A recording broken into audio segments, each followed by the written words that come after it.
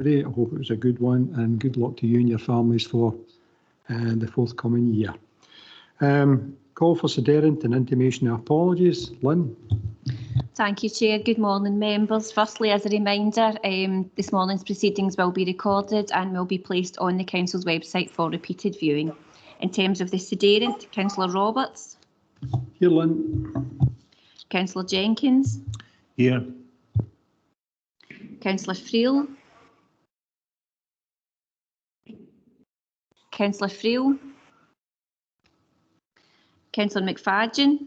Hello. Councillor Mackay.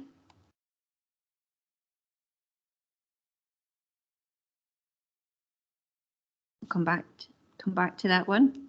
Councillor Cook. Yes, here, Lynn. We have an apology this morning from Councillor Maitland. Councillor Todd. Here, Lynn. Councillor Mayer. Here. Councillor McGee. Here. Councillor Crawford. Councillor Bell. Here. Councillor Filson. Here. And I'll call again for Councillor Friel. Councillor Mackay. Present. And I believe Councillor Crawford is having some IT difficulties this morning, Chair. Thank you. Okay, thanks a lot, Lynn. Okay, declarations of interest, members. If anyone's any. Maureen? Okay, thanks, Maureen. Okay, members, any declarations of interest, if you would highlight what that declaration would be at this juncture. Do we have any declarations? Don't think so. No, okay. Okay, first item on the agenda is a conclusion report on enforcement notice restoration works, reference EN 190255, untidy at Garleffin and Grieve Hill Open Cast Coal Mine near Newcomlock, pages 3 through 56 on your papers. Barry. Thanks, Chair. Good morning, members. This item is to note the completion of restoration works at the former Garleffin and Grieve Hill Open Cast coal sites, which were required by an enforcement notice served in early 2020. I would firstly like to note an error in the report. In paragraph 26 on page 8, it states that there was a restoration guarantee of £960,000 and a £10 million grant from the Scottish Government. Basically, this paragraph shouldn't be there, and it is the paragraph 27 which is relevant in this case. So paragraph 26 can be disregarded. Moving on, in terms of the background, Garleffin and Grieve Hill sites are located approximately 2 kilometres north of Newcomlock and east of Cumnock. Open cast coaling took place from 1998 to 2013, when operator went into liquidation and abandoned the site in a mostly unrestored state. Mine restoration Garleffin and Grieve Hill Mines Restoration Garleffin and Grieve Hill Limited, can't get my tongue around that, MRGGL for short, were formed as a subsidiary of Scottish Mines Restoration Trust to address the issue of the unrestored sites. MRGGL acquired the majority of the sites along with East Ayrshire Council, who took ownership of the areas disclaimed by liquidators. As noted in paragraph 6 of the report and previously documented, the restoration bond value for the sites fell well short of the restoration costs for the site, which were approved by the planning permission. As a result, an alternative restoration scheme to that which was approved in the planning permissions was formed and set out in an enforcement notice. The works in the enforcement notice were financed with a combination of council funds, Scottish Government funds, which were dedicated to the area within the special protection area, and restoration bond funds. The restoration operations which took place are set out in paragraph 11 of the report and included regrading of overburden, removal of peat cells, placing of peat and soils on degraded areas, regrading of voids and remedial works to the western face of the Garleffen void, drainage works, seeding and provision of fencing. You will be able to see some of these works within the photos which will follow shortly. As noted at the end of paragraph 11, Dalgleish Associates, who are the Council's independent compliance monitors for the site, are content that the works are being completed in accordance with the enforcement notice. Their completion report is attached to Appendix 2, and a public safety risk assessment has also been undertaken, which is attached to Appendix 3. The Council's Health and Safety Manager has had sight of the public safety risk assessment and is content with its conclusions. Access across the site will fall within the remit of the Land Reform Act, and 2 rights of way have been reinstated across the site. Both sites can now be considered to be discharged from quarry regulations, and all landforms now being satisfactorily stable. The land under the ownership of MRGGL and East Ayrshire Council will be transferred to Dumfries Estates, who have been heavily involved in the restoration programme throughout. Before that transfer takes place, Section 75 agreements which relate to the use of the sites for open cast coaling will be discharged, and application for this is currently being processed. I'll move on now to some photographs of the site which show what it used to look like and what it looks like now. If you bear with me.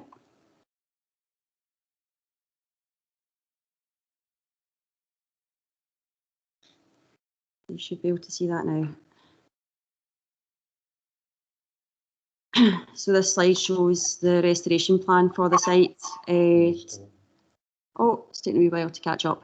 Yep, so this left-hand area here is the area of Garleffen, the void in this area and overburden in here.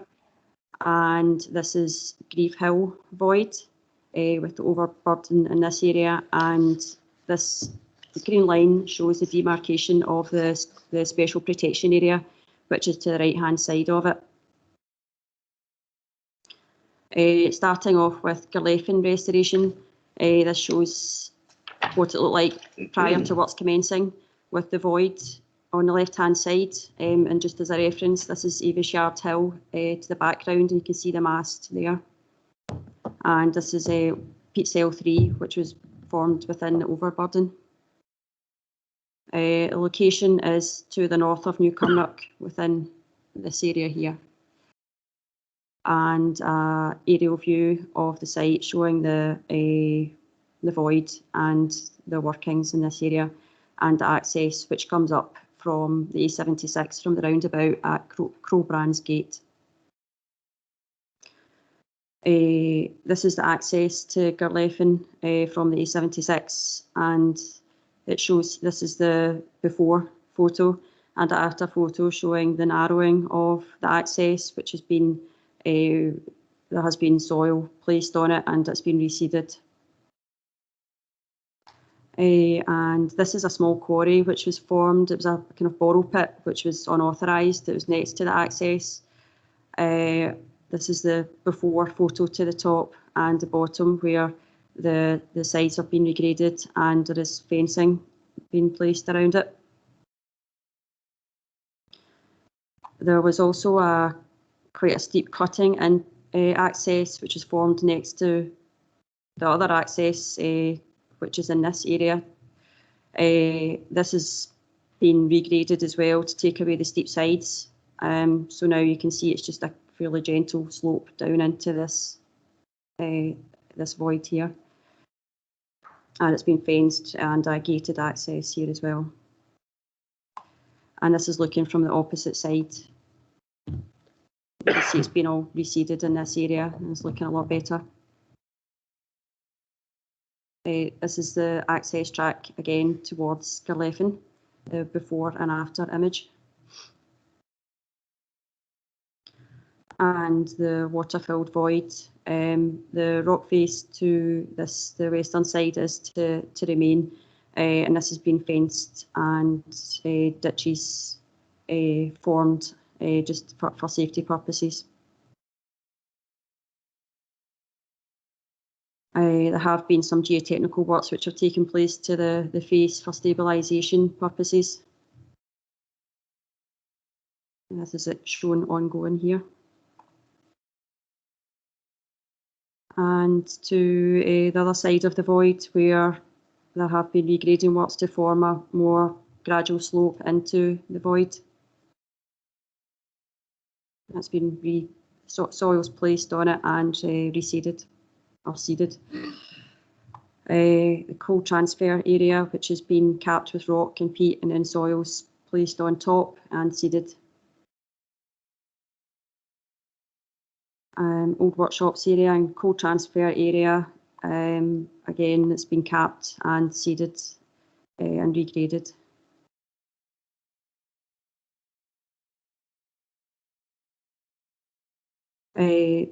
This is the area of the workshops and conveyor belt which have been removed, and an access track put in place of this. This shows peat cell 3 formed within the overburden area, and this has been removed. The peat has been removed and used for to regenerate areas, other areas which don't have any soils at the moment. And this has been regraded, so you can see the difference there between the top and the bottom photos. And again, another view of that. You can see the reference there with a block of trees in the background. The northern overburden tip, which has been regraded and seeded. Again, you can see the reference point of the Ayrshire mass there. The view from Ayrshire, and you can see the regrading which has been taking place here with this sort of terraced area, and now it's been regraded, vegetated, soils placed on it and seeded. And moving on now to Grieve Hill restoration. You can see the void here, which is the very steep sides into it, and this shows an issue of iron contaminated water which was resurging from the overburden. And again, the location of it to the north of New Cumnock, just next to Garleffen. And aerial view showing the void here, and the SP area is basically to the right hand side of the void. Again, this shows the iron contaminated water, and works. The photo at the bottom is looking the other way, but there have been reed beds formed which help to filter the iron from the water, and also the road's been bermed to prevent sort of water resurging on beyond this area. This is the main void where the slopes have been regraded and have been soil and peat placed and seeded.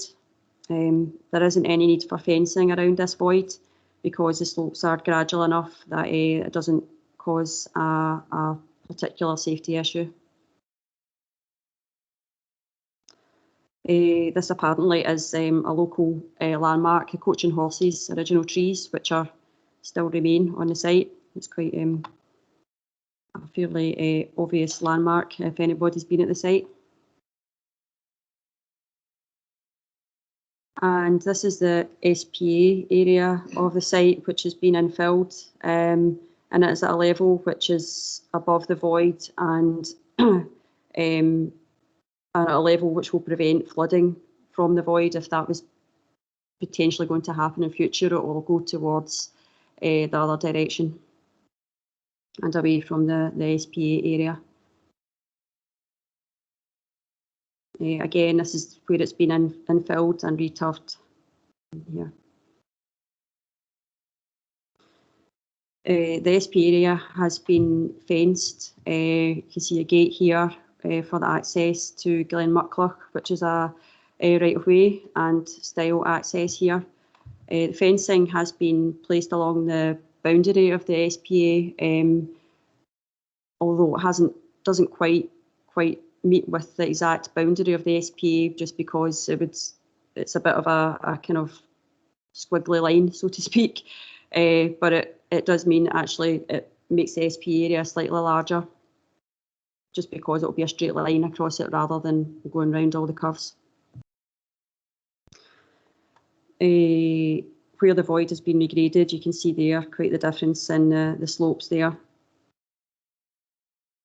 in the before and after photos, and an emergency overflow channel which has been created in this area to the top of the photograph. And again, this is to prevent the SPA becoming flooded. And the partial infilling of the void and regrading of the slopes, soil placement and seeding. And again, you can see the terraces of the abandoned void and the regrading there. This is a peat cell area within Grieve Hill, which has been removed and regraded.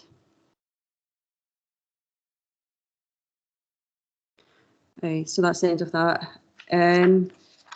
You might be aware that a member of the public has emailed in with some concerns regarding the works, and I'll go through her points in turn. So the first point she made was that some fenced off areas have geological interest, and references made to the presence of peregrine falcons, and in brackets not hen harriers. That permission to access these areas has to be obtained, but it's unclear who should be contacted. In response to that, there is a reference to a statement in the Public Safety Risk Assessment on Part 8 on page 40 in relation to safety in respect of the geological, in respect to safety of the voids. However, there is very limited geological interest shown either of the sites, and the cliff face has attracted peregrine falcons. But if anybody was interested in visiting the site for geological or reasons, or for ecological reasons, then they should contact the landowner if it requires a visit beyond the fencing that's in place. But it is noted that the fencing is there for a safety reason. She also notes that perhaps a sign and information online is required, but again, this is for the landowner to decide. The second point is that there seems to be several areas near water bodies, quarries, which will be fenced off. This area was previously popular with walkers, bird watchers, mountain bikers in particular. But as previously noted, there is limited fencing, or limited 2 metre high fencing. That's limited to the area of the quarry and part of the void at Garleffen. Any other fencing is lower than that, and there are stiles available and gates for access. And it also states that the photos appear to show the tracks in muddy boulder clay. We would note that there are around 14 kilometres of tracks on the sites, of which around 3 kilometres have a tarmac covering, and around 11 kilometres have been built with a solid base and crushed rock cover. There are no tracks in muddy boulder clay, and our minerals project officer was on site very recently and travelled every track, and all were passable on foot, and this followed a period of heavy and prolonged rain. She also asks that they need to restore some reasonable public access for walkers. The site will be subject to the Land Reform Act requirements as any other sort of area would be. So there are no restrictions to public access. There are several rights of ways. It's also noted that there are several rights of way and historic tramways in this area. Were these considered during the partial restoration process? Rights of way were considered at a very early stage, and one had to be relocated, as the previous route is where a water-filled void now stands, and we're not aware of any historic tramways that are referred to. So really, just to sort of sum up, the works have been completed as per the enforcement notice requirements. So we wouldn't intend in asking for any more works to be done prior to the works being signed off, as is asked. So in conclusion, the report is to note to members that the restoration has now been completed in accordance with the conditions of the enforcement notice and can now be withdrawn, and that the Section 75 obligations in relation to the open cast operations can now be discharged. The site will then be transferred to a new landowner. If there are any questions, then feel free to ask. Okay, thanks very much for that, Vary. That was a good presentation you gave, along with the visuals as well. The camera doesn't lie. I think members, when we look at where we've came from since 2013, the demise of the coal companies, going into liquidation, etc. And in this particular case, we had Ardbach ATH, the former owner. Under English law, they were quite simply able to walk away and abandon the land in the voids with all the risks to public health and safety that they posed. The council, as you know, we could have been the authority of last resort, and we would have had to do something. So at the council meeting, I think it was September 2018, we set out the steps to recovery. And the course of action that we took was to remediate as much as we possibly could, working with partners. And the results of these endeavours are where we are today. This is the present juncture. The report's in front of you. You've had a good report from the planning officer. It's supplemented by a report from David Russell of Dalgleish Associates. So members, I'm going to open it up for any questions that you might have of the planning officer.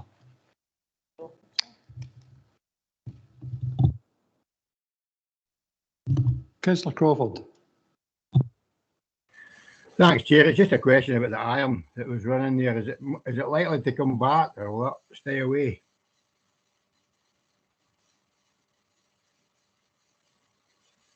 You hear me? Well, yeah, sorry. Yeah, well, if I go back to one of the photos, it shows what's been done to manage it. It's I saw that. Yeah, we don't think it will go away, but it's been managed within this area with the reed beds. So it's been contained within an area and cleansed as much as possible before going elsewhere, i.e. beyond this track, which is down towards the River Nith. So it's been filtered and being contained as much as possible within that area. So it's unlikely to go beyond that. Is that okay, Billy? Well, aye, but if it does, what's the problem going to be? Chair, through you, if it helps, I think members will know if you go up to Whiteley as well and walk along the paths at Whiteley, you see the ore at the side. So I think there's two things to know. One, obviously the works have finished, so the risk of any ore being disturbed and pushed into the watercourse is much reduced. But where ore exists in the ground, then there's always a possibility through rainfall, etc. But in the main, because we're no longer doing works disturbing the ground, then there should be less discharge. But even the forces of nature occasionally, but you can't prevent it happening through natural causes, but there'll be no man-made causes because operations have ceased. And what they have done is put in the only mitigate, or the best mitigation measures, which is if it does happen naturally, then the reed bed there that's been built in is the best solution to deal with. You can't, if ores and minerals are under the ground, we obviously can't deal with them, we can't ignore them, but if they do come out, then this is the standard way to deal with the possibility. The point is it was worse in the past when it was live operationally, because the works themselves are disturbing that ore and forcing it into the watercourses, whereas now we have a stabilised position. So I think the position is the risk of it happening is a lot less, and the mitigation measures are now in place should it happen through natural course of events. I understand that, but it's just that I can well remember the River Ayrshire been running red for years up at where the Thames was.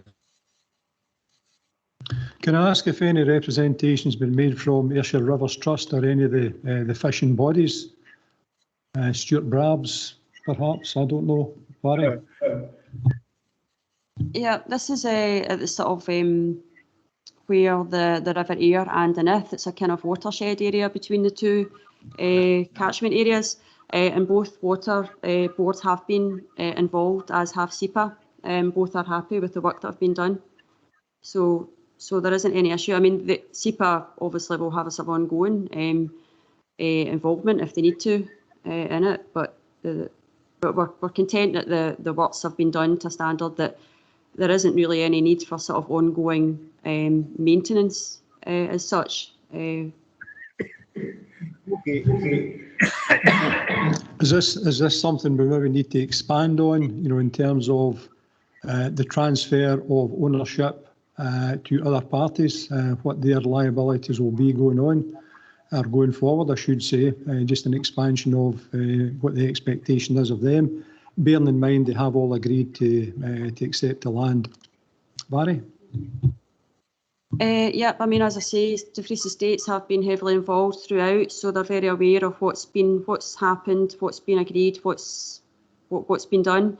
SEPA have been still involved fairly recently, and there is a kind of fairly permanent sort of water management system in place.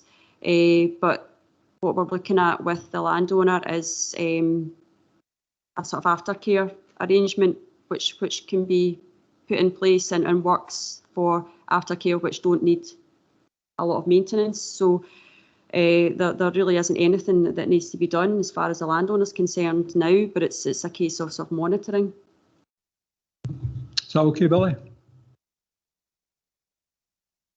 That's fine, Chair. Okay, thank you. Chair, through you, sorry, just to confirm, there's two aspects to your last point. The factual position is Dumfries Estates have been, as Matt Varry said, have been involved in this throughout. They've been very clear on both the requirements and what they would need to take on when they assume ownership of this reclaimed and restored land. So factually, there is no gap between what's expected and their understanding of their obligations as owner. And they've had every chance to make sure that what they're taking on is to their satisfaction, and it is, and that has been a challenge. The other side is legally, if we weren't in that privileged position, then the fallback is that legally, once they assume ownership, then like any landowner, they assume the responsibilities that come with that.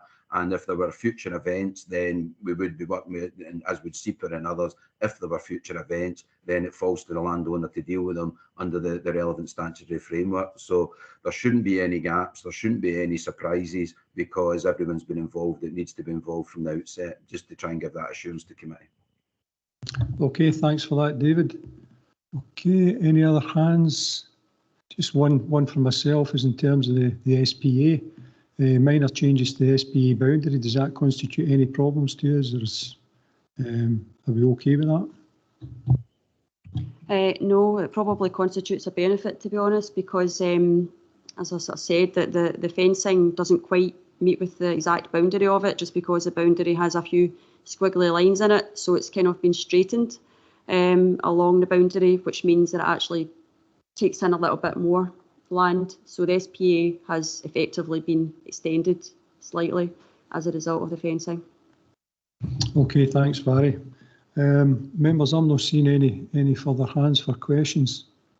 Okay, if there's no further questions, no further points, the recommendations are there before you in paragraph 2.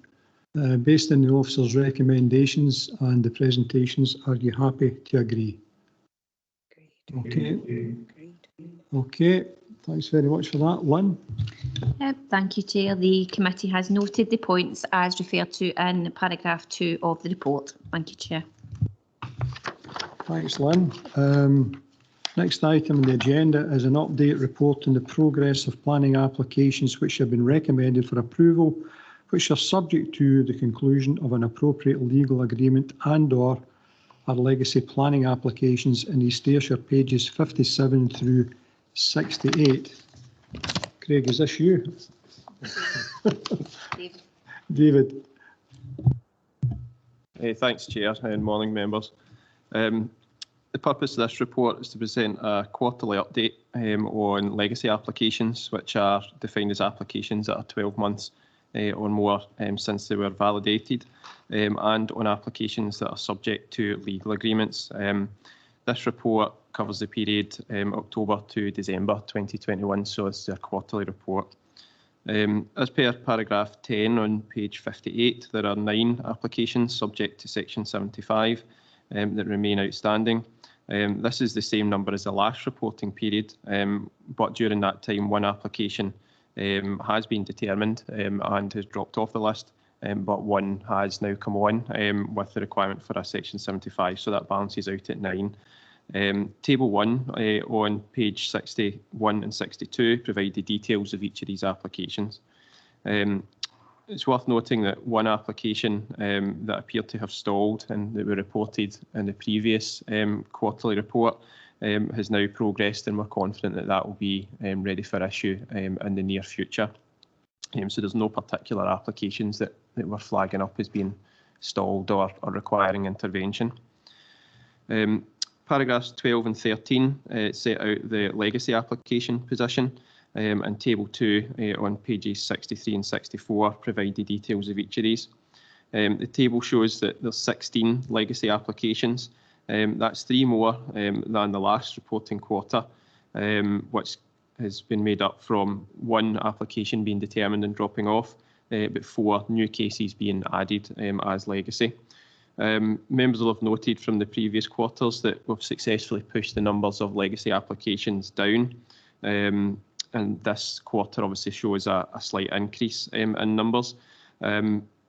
A number of these legacy applications are close to conclusion, as you'll see from the table itself.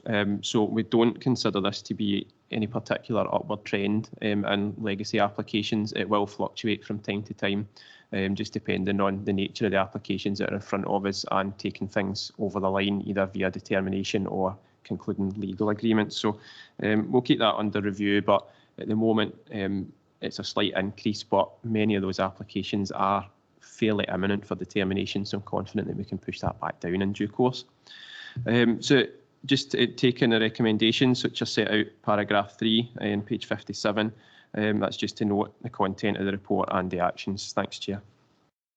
Okay, thanks very much for that, David. Legacy applications, I think we've been working hard over the years to try and deal with them. There was a lot of them, and you know, while we don't like to see legacy applications sitting there in any numbers, it does impact on our figures fed back to the Scottish Government, and bearing in mind that can be impacted when we're waiting further information from developers, etc. A combination of legal agreements, but nonetheless they come up as legacy applications outstanding. So good report, David. Members, do you have any questions for David on his presentation? No, I'm not seeing any. So members, recommendations are there in paragraph 3. They're all for noting. Chair, you've got a clarification. Sorry, beg your pardon, I didn't see your hand there, Drew. Just the last one there, 20/0390/PP, Bunton, Dalmellington. Is that the one that just went through just recently there, and it's actually Broome now, Dalmellington?